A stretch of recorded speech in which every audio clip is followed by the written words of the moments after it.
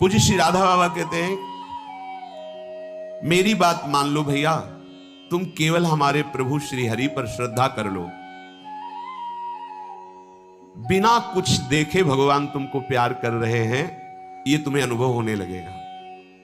आप केवल प्रभु को अपना मानिए कि प्रभु मेरे वही हैं, पर आप नहीं मानते। मान लो तो आनंद से युक्त हो जाओगे।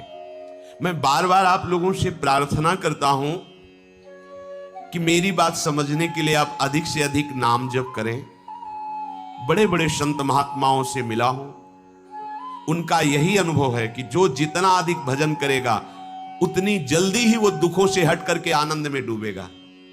पुनः ध्यान दीजिए, बड़े बड़े संत महापुरुषों का अनुभव है कि जो जितना अधिक नाम जप करेगा, भजन करेगा, उतना ही वो दुख अशांति से दूर होकर आनंद में डूबेगा।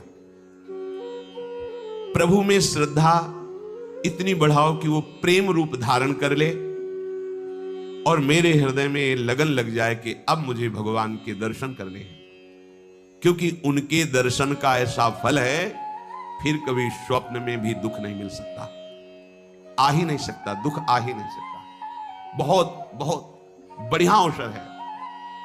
सत्संग के प्रभाव से, भगवत कथा श्रवण के प्रभाव से, नाम जप के प्रभाव से ये चाह प्रकट होती है। ये चाह प्रकट होना बड़ी दुर्लभ बात है कि बस इस जन्म का लक्ष्य है निरंतर भजन करते हुए भगवत प्राप्ति करना। आज तक जितने भी बड़े बड़े महापुरुष हुए हैं, सबके जीवन में मूल प्रभु के नाम का जप रहा है, नाम का स्मरण रहा है।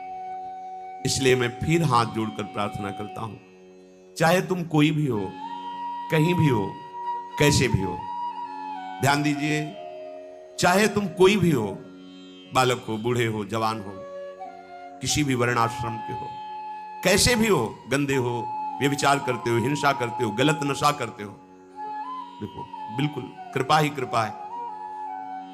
बस तुम एक बात मेरी मान लो, फिर तुम सुखी हो जाओगे।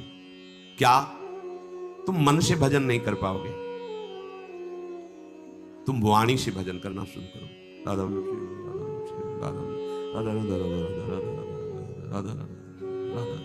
आप सोचो कि मैं मानसिक जप करूं, उसके लिए एकाग्रता और पवित्र हृदय चाहिए, वो इसी से हो जाएगा, इसी से प्रारंभ हो जाएगा मानसिक जप।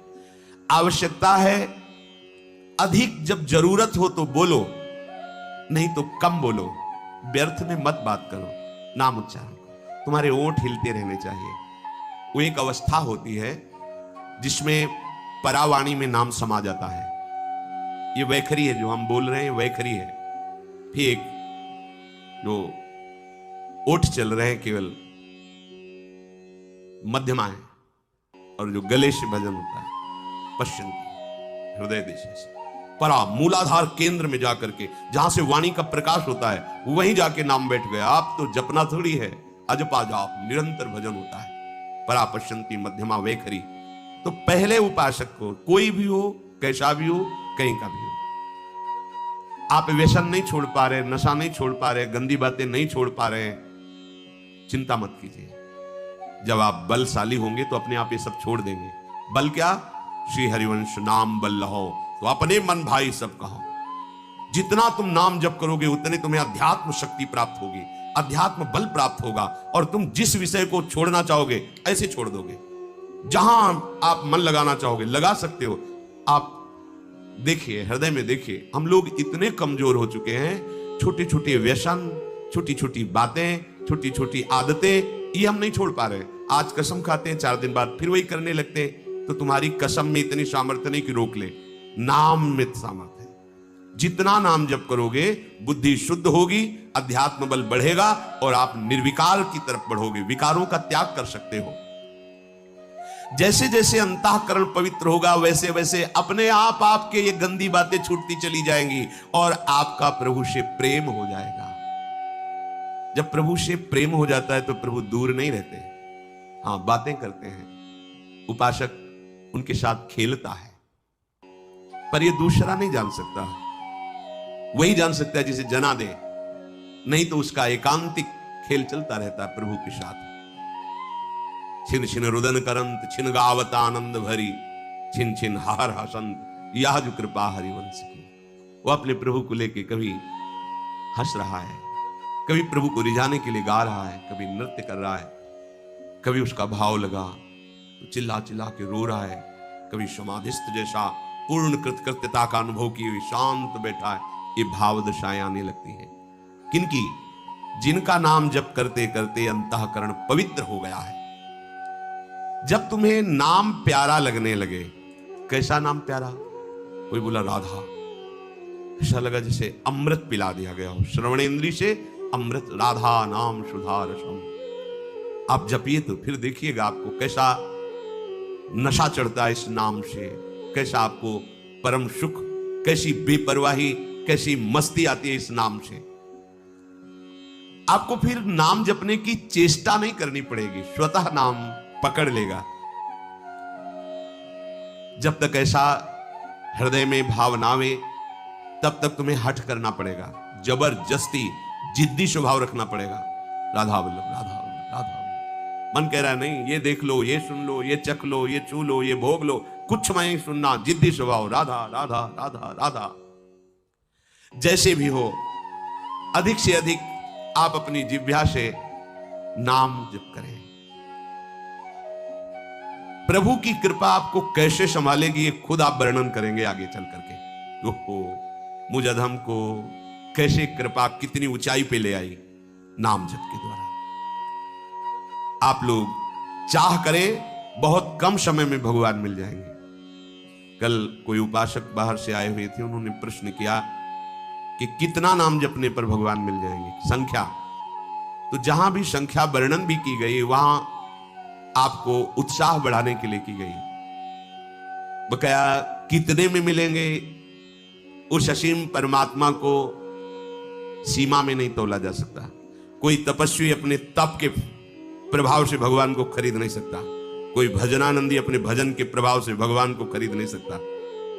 जब वो भजन करते करते दैन्य भाव से आर्त होकर पुकारता है तो भगवान का ये निश्चय नहीं कि इतना कर लो तो, हाँ इतना कर लो तो भगवान मिल जाएंगे। क्या किसी और की स्मृति न रह जाए, एकमात्र भगवान की, तो फिर मिलने वाली बात ही नहीं रहेगी, वो समा जाएंगे आप में। इतने पे भगवान मिलेंगे ऐसा नहीं कहा जा सकता। वो प्रोत्साहन के लिए कि आप ऐसा करो, 3.5 करोड़ नाम जप कर लो। आप ऐसा शास्त्रों में पढ़ा है, 3.5 करोड़ तो बहुत है। हमारे यहां ध्रुवदास जी कह रहे थे, एक बार जिन नाम ली शर्त है, हित सो होए अति दीन, ताको संग न छाणी ध्रुव अपनो कर लीन। जिन्होंने आर्त भाव से प्रेम में भरकर अब जिया नहीं जा रहा और राधा बोले तो श्री जी का साक्षात्कार हो एक बार। पर उसी एक बार के लिए तो हम बार बार अभ्यास कर रहे हैं। एक बार नारद जी महाराज भ्रमण करते हुए जा रहे थे तो कुछ समीप पे ही एक बट वृक्ष के नीचे महात्मा भजन कर रहे थे, एक पीपल के नीचे भजन कर रहे थे। तो नारद जी को प्रणाम करके बट वृक्ष वाले महात्मा ने कहा, आप तो भगवान से मिलते रहते हैं, श्री हरि से पूछना कि मुझे क्या साक्षात्कार होगा आपका, और होगा तो कब होगा। ठीक ऐसा ही प्रश्न पीपल के वृक्ष वाले महात्मा ने किया। नारद जी ने भगवान से पूछा तो बट वृक्ष वाले के लिए तो भगवान ने कहा इसी जन्म में मिल जाऊंगा। और पीपल वृक्ष के नीचे जो भजन कर रहे थे बोले उनसे कह देना कि जितने पत्ते हैं इतने बार जन्म लेकर भजन करोगे तब तुम्हें हम मिलेंगे। नारद जी आए, दूर दूर थे, पहले बट वृक्ष वाला मिला, उनसे बता दिया। पीपल वृक्ष वाले महात्मा ने साष्टांग दंडवत किया, महाराज भगवान से मिले जी।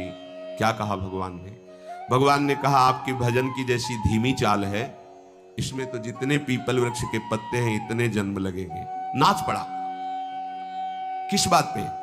जन्म लेने वाली बात उनको समझ में ही नहीं। उनको यह कि भगवान मुझे देख रहे हैं ना कि मैं उनका भजन कर रहा हूं, भगवान मुझे जानते हैं ना। चीख पड़ा, चिल्ला चिल्ला के रोने, कितने कृपालु हरि हो, आप कितना दुलार करते हो, मैं आपकी दृष्टि में हूं, आप मुझे जानते कि मैं आपका भजन कर रहा हूं। और उसी समय भगवान प्रकट हो गए और गले से लगा लिया। रुदुष्ट शर्म राजन कृष्ण दर्शन लालसा। उसी इतना आनंद में भगवान मुझे जानते हैं कि मैं उनका भजन कर रहा हूं, आनंद से प्रफुल्लित भगवान उसी समय प्रकट हो गए और गले लगा लिया। नारद जी ने कहा कि हमको तो झूठा कर दिया आपने, अभी आपने कहा था कि जैसी चाल से चल रहा है तो इसको जितने पीपल के वृक्ष के पत्ते होते। बोले हाँ, अगर वो वैसे ही रहता तो उसके अंदर इतना आर्त भाव, इतनी आनंद की उमगन हुई कि जो चाहिए वो अभी हो गया तो मेरा साक्षात। अब बोलो, भगवान ने तो कहा था ऐसा। भजन आपके हाथ की बात है। यदि आप एक एक नाम आंसुओं में डुबो करके जपोगे ना, तो पता नहीं किस सेकंड में भगवान आपसे मिल जाए, किस सेकंड। बिन रोए किन पाइया प्रेम प्यारा में, राधा राधा राधा, लाडली अब जिया नहीं जा रहा आपके बिना। तो फिर लाडली जो करुणा समुद्र है, वो कृपा करके आपके मानस पटल पर पधारेंगे, हृदय रूपी निकुंज में खेलने लगेंगी, नेत्रों में समा जाएंगी। इसीलिए तो हमें निरंतर भजन करने का अभ्यास करना है। स्मर्तव्या सततम विष्णुर विस्मर्तव्यो न जातुचित, सर्वे विधि निषेधाः स्युरेतयोरेव किंकराः। बस हमारा एक ही कार्य है, स्मर्तव्या सततम, सतत अपने प्रियतम का स्मरण करना। अब थोड़ा कठिन बात हो गई, ये जप के परिणाम है, जप जिह्वा से उपांशु से, लेकिन स्मरण अलग चीज हो गई। याद में बैठा है, जैसे कोई दिल को मसला करे, शायद इसको ही इश्क कहते हैं। पूज्य भाई जी हनुमान प्रसाद पोद्दार जी ने प्रेम दर्शन में लिखा, शायद इसको, शायद शब्द इसलिए लगाया कि अनिर्वचनीयम प्रेम स्वरूपम। एक अजीब सी पीड़ा हृदय में हो रही, कुछ अच्छा नहीं लग रहा, बस बावरो सो रस में फिरे खोजत नेह की बात, कोई प्यारी जू प्यारे जू की चर्चा सुना दे, कोई मुझे हमारे प्रीतम से मिला दे, मुझे भगवान से मिला दे, ऐसी लगन, वो स्मरण, ये आंतरिक वृत्ति है। जब ये अलग क्षेत्र है, स्मरण, स्मरण जब जागृत होता है तो ये कभी नहीं हटता, कभी नहीं, ना तो जागृत में, ना स्वप्न में, ना सुषुप्ति में भी नहीं हटता है। निद्रा समाधि स्थिति, वो गोरे चरणारविंद में ही सुषुप्ति जैसा दिखता है, पर वो सोता नहीं। हर समय प्यारी जू की मधुर स्मृति पूर्ण विश्राम स्थल है उसके लिए। जितनी विधियां हैं, जितने निषेध हैं शास्त्रों में, ये करो ये ना करो, उन सब का फल है तुम्हारे हृदय में भगवत स्मृति जागृत हो जाए। संपूर्ण शास्त्रों के स्वाध्याय का, ज्ञान का फल है भगवत स्मृति जागृत हो जाए। जैसे गीता जी पूरी सुनने के बाद अर्जुन जी ने कहा, नष्टो मोहा स्मृतिर्लब्ध्वा त्वत्प्रसादान् मयाच्युतः। हे अच्युत, हे गोविंद, आपके कृपा प्रसाद से मोह नष्ट हो गया, अब स्मृति जागृत हो गई। स्मृति, हम लोग परिवार की स्मृति में, भोगों की स्मृति में मगन है। देख लो, स्मृति बिना प्रयास के होती है। हम परिवार के चिंतन के लिए पद्मासन लगा के नहीं बैठते, भोगों के चिंतन के लिए हम कोई चेष्टा नहीं करते, बिल्कुल बाह्य चेष्टा रहित अंदर में पूरा का पूरा चिंतन भोगों का, परिवार का, सुख सामग्रियों का जैसे चल रहा है, ऐसे जब भगवत स्मरण चलने लगे, ये बात बन गई। यस्य स्मरण मात्रेण, तभी लिखा स्मरण मात्रेण जन्म संसार बंधनात् विमुच्यते। जिनका स्मरण मात्र जन्म और मरण के चक्र से छुटा देता, विमुच्यते। स्मरण, अनंत जन्मों में अनंत बार हमारे पति पत्नी पुत्र परिवार सब मिले, लेकिन कोई पास नहीं है, समझो। तो इस जन्म का भी तुम्हारे पास कोई नहीं रहेगा। ये केवल एक जादू का तमाशा जैसा रच गया है, ये माया का तमाशा है। वो मायाधीश ऐसी माया रचता है, हम तुम तो बहुत छोटे बुद्धि वाले हैं। ज्ञानी नाम अपि चेतांस देवी भगवती हिसाब बलादा कृष्ण मोहाय महामाया प्रचति। बड़े बड़े ज्ञानियों के चित्त को बलात् अपनी तरफ आकर्षित करके भ्रम पैदा कर दे, उसे कहते हैं माया। दैवी हर्षा गुणमयी मम माया दत्तया। तुम्हारी माया बाजी पसारी विचित्र, सुनिमुनि मोहे काकी कोड। किसकी गोद में बैठकर आपका विस्मरण हो जाता है? माया की गोद में। तो किसके बल से बलवान है माया? आपके बल से। इसलिए जब तक आपका कोई आश्रय नहीं लेता, तब तक माया के चाल को समझ नहीं पाता है। अनंत बार तुम्हारे मां हुए, पिता हुए, परिवार हुए, बिछुड़ गए। इस जन्म में भी वैसे ही है, बिछुड़ गए। ना कभी वो रूप था, ना कभी वो रूप मिलेगा। बीच में जो भास रहा है वो श्री कृष्ण ही उस रूप में है। जिस रूप को तुम माता पिता परिवार मान रहे हो, मेरा प्रभु है, ऐसा मान लोगे तो जीवन मुक्त हो जाओगे। नहीं मानोगे तो मोह में फंस करके फिर दुर्गति को प्राप्त होगे। अनंत बार ये मैं, ये मेरा कह करके तुम मरते रहे।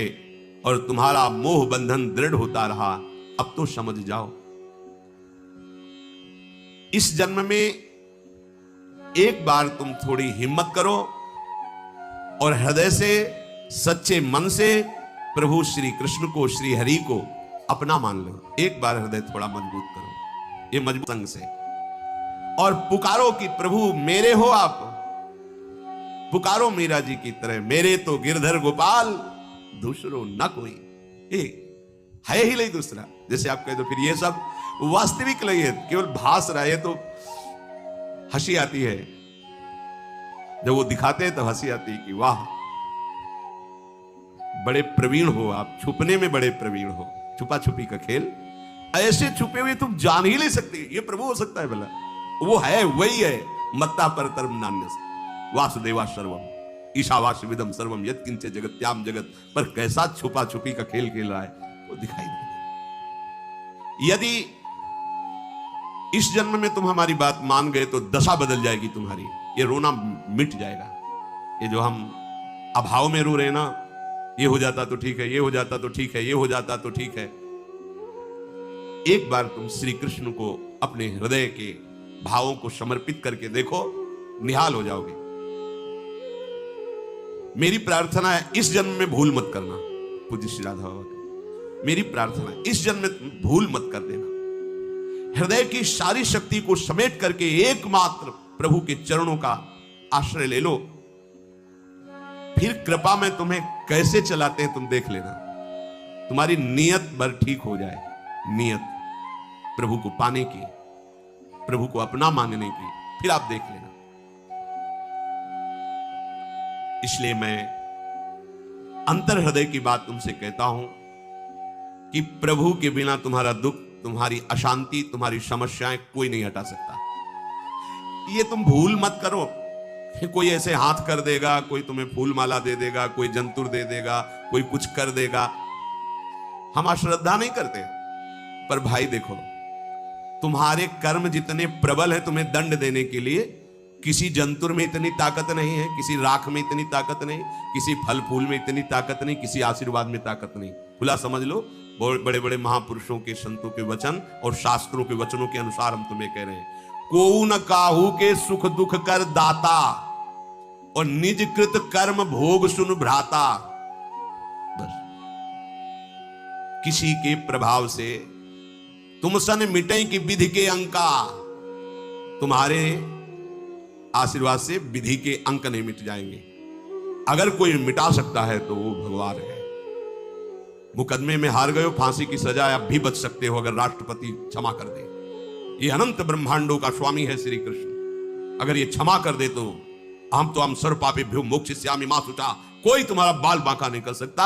यद्यपि तुम मुकदमा हार गए हो, यमराज ने फाइनल कर दिया कि तुम्हें अमुक नरक मिलेगा, लेकिन तुम्हें नरक स्वर्ग की बात क्या भगवान अपनी गोद में बैठा लेंगे यदि तुमने हमारे प्रभु का आश्रय लेकर नाम जपना प्रारंभ कर दिया। जिस समय ध्यान से सुनिए, बड़े महापुरुष के वचन है। कोई हृदय से ऐसा कहता है कि आज से मैं राधा कृष्ण की शरण में हूं, प्रियालाल की शरण, उसी क्षण से उसका मंगल विधान शुरू हो जाता है।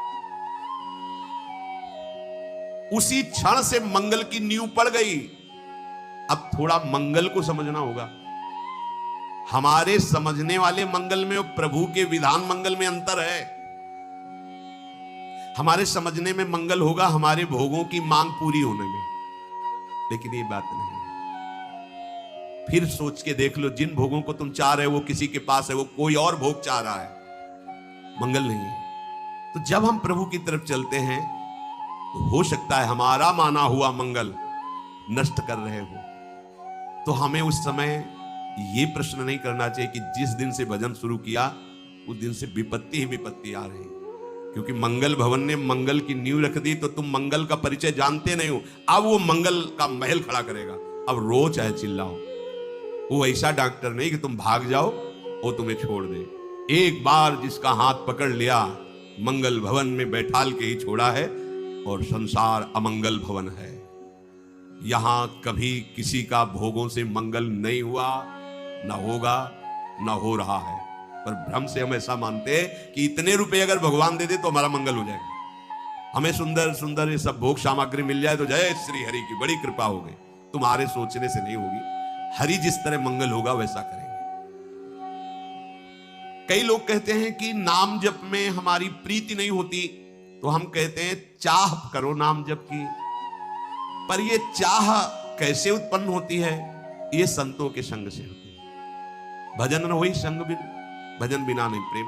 जब हम भजन करने वाले संतों का संग करते हैं तो हमारे हृदय में भजन की चाह पैदा होती है, क्योंकि संत संग से बहुत जल्दी पातक नष्ट होते हैं। दरस परस अघनास, बिना प्रयास के पाप नष्ट होते। उनके दर्शन करने से, उनकी बात सुनने से, उनकी चितवन से पाप नष्ट होते हैं। हम जैसे तीर्थ स्नान आदि करते हैं तो उससे भी पाप नष्ट होते हैं, पर अंतर है। पाप तो नष्ट हो सकते हैं लेकिन पाप की प्रवृत्ति बनी रहती है। तो जैसे ऊपर से ऐसे काट दो तो और कई किंगा प्रकट हो गए। तो पाप का मूल जो दुर्वासनामम सदा परिकर्षयन्ति पाप प्रवृत्ति, संत जनों के संग से सीधे जड़ में प्रहार होता है, पाप प्रवृत्ति का विनाश होता है। इसलिए गंगा पापम शशीतापम दैन्यम कल्पतरुस्तथा, लेकिन पापम तापम तथा दैन्यम हरति साधु समागमा। यदि भगवत प्रेमी संतों का संग मिल जाए तो पाप ताप साप सब नष्ट हो जाते हैं। कोई भी चाह जब तक संसार की है तब तक असली भजन की चाह नहीं प्रकट होती। बोले ये तो बाबा जियों के लिए है भजन की चाह, हम तो भाई गृहस्थ, हमें तो भोग चाहिए ही। देखो, चाहिए नहीं तुम्हें, बात समझ लीजिए। तुम्हें सुख चाहिए, तुम्हें शांति चाहिए, तुम्हें आनंद चाहिए, तुम्हें मृत्यु नहीं चाहिए, दुख नहीं चाहिए, अशांति नहीं चाहिए। बोलो सबको यही चाहिए ना? तो ये यहां नहीं है, ये प्रभु के यहां, प्रभु के नाम में, प्रभु के रूप में, प्रभु की लीला में, प्रभु के धाम। अब आपको चाहिए, ये ढूंढ इधर रहे तो कैसे मिल जाएगा? तो बोले फिर हमारा जीवन कैसे चलेगा? तो इस भजन का प्रभाव ही ऐसा है कि ये जितनी भोग सामग्रियां तुम चाह रहे हो तुम्हारे पीछे डोलेंगी। अभी तुम समझते क्या हो? ब्याज में तुम इस लोक से परलोक तक सम्माननीय हो जाओगे। सारी सुख सिद्धियां तुम्हारे चरणों में, मूल में भगवान मिलेंगे। हरिवंश महाप्रभु के यही परलोक। भला कसम दिलाने की क्या थी जरूरत? लेकिन महाप्रभु इसीलिए कह रहे कि अज्ञानी जीव मानेंगे नहीं, तो आचार्य स्वरूप होकर कह रहे मेरी शो तुम्हें हमारी कसम है, हमारी बात पर विश्वास कर लो, तुम इस लोक और परलोक में सदा सुखी रहोगे।